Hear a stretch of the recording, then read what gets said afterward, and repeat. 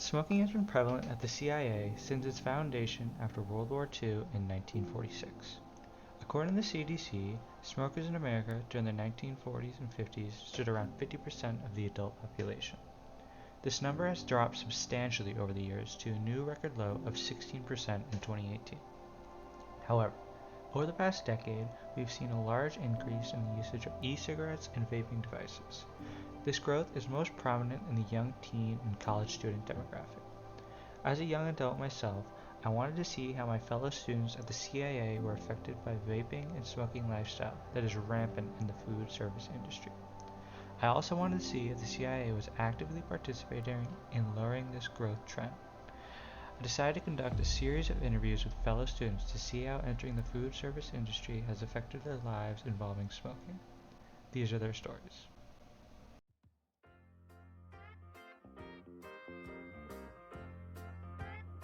Hi, my name is Joe Mark Cabrera and I've been smoking for 2 years.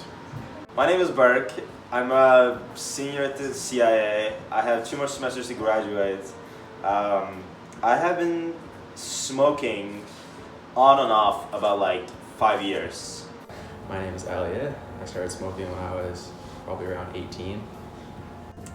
Hello, I'm John. I started smoking in high school and smoked 2 packs a day all through the military and was an on-off smoker up until recently. I started smoking at 15 or 16 years old. I'm now 24.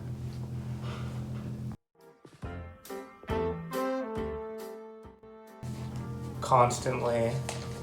I am constantly have some form of nicotine device in my mouth, whether that be Nicorette gum, a Juul, or a cigarette.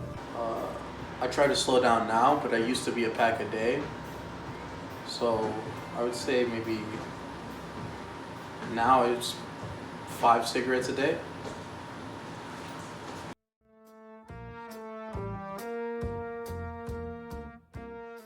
Some people juuling or vaping, and that was about it. What about smoke breaks? Didn't exist. Didn't exist, really? Smoke breaks didn't exist. Interesting. For the most part, while I was there, I switched over to vaping, so I could just do it anywhere. The whole crew had a smoke break. We smoked a lot.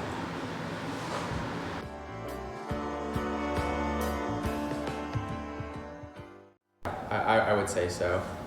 They definitely make it really easy, really accessible, having all the gazebos, and also how the gazebos are a place to meet people, a place to make friends, especially if you're new to the school.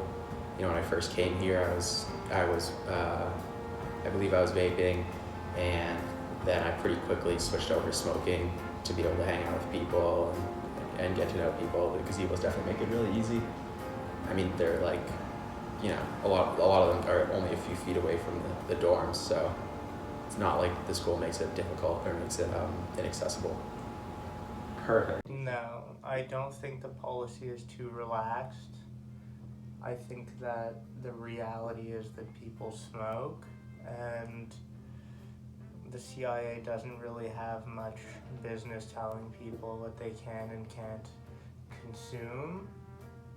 And in my experience, banning things just forces people to break the rules in more creative ways, let's say.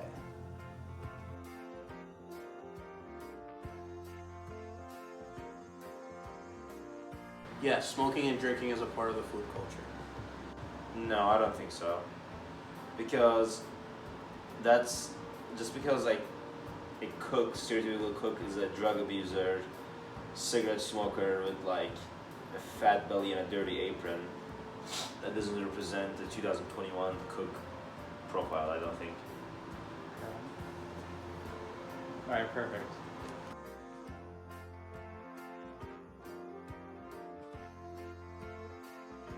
the CIA should not ban smoking because it is not illegal and it only affects the people that are smoking and it's their choice to smoke. So, for example, like if I want to do something harmful to myself, I'm going to do it. CIA is going to tell me to stop smoking now? No. Why would they? I mean, it's already a very strict alcohol policy. At least let us have one thing. Cold answer, no.